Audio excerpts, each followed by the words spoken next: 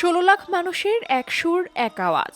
মক্কার উত্তপ্ত বাতাস ছাপিয়ে তখন শুধুই ক্ষমার আকুতি। মঙ্গলবার আরাফাতের ময়দানে সমবেত হয়ে অশ্রুসিক্ত নয়নে প্রার্থনায় মগ্ন ছিলেন বিশ্ব মুসলিম। ঐতিহাসিক নামিরা মসজিদ থেকে এবারই প্রথম বাংলাসহ ৩৫টি ভাষায় হজের খুতবা সরাসরি সম্প্রচার করা হয়। মুজদালিফায় খোলা আকাশের নিচে রাত কাটিয়ে আজ বুধবার সকালে মিনায় পৌঁছান হাজিরা। শয়তানকে পাথর নিক্ষেপের মধ্য দিয়ে শুরু হয় মূল আনুষ্ঠানিকতা। এরপর আল্লাহর সন্তুষ্টির আশায় পশু কোরবানি ও মাথা মুন্ডন করে ইরহাম ত্যাগ করেন তারা। হজের এই আবহের মধ্যেই সৌদি আরব সহ পুরো মধ্যপ্রাচ্যে আজ উদযাপিত হচ্ছে পবিত্র ঈদুল আজহা। তীব্র গরমকে উপেক্ষা করে ঈদের নামাজ ও কোরবানিতে মেতেছেন সবাই।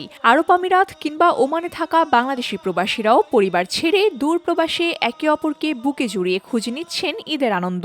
কোরবানি হোক ভেতরের অহংকার আর পঙ্কিলতার, মক্কার পবিত্র ভূমি থেকে ছড়িয়ে পড়ুক শান্তি আর ভ্রাতৃত্বের বার্তা।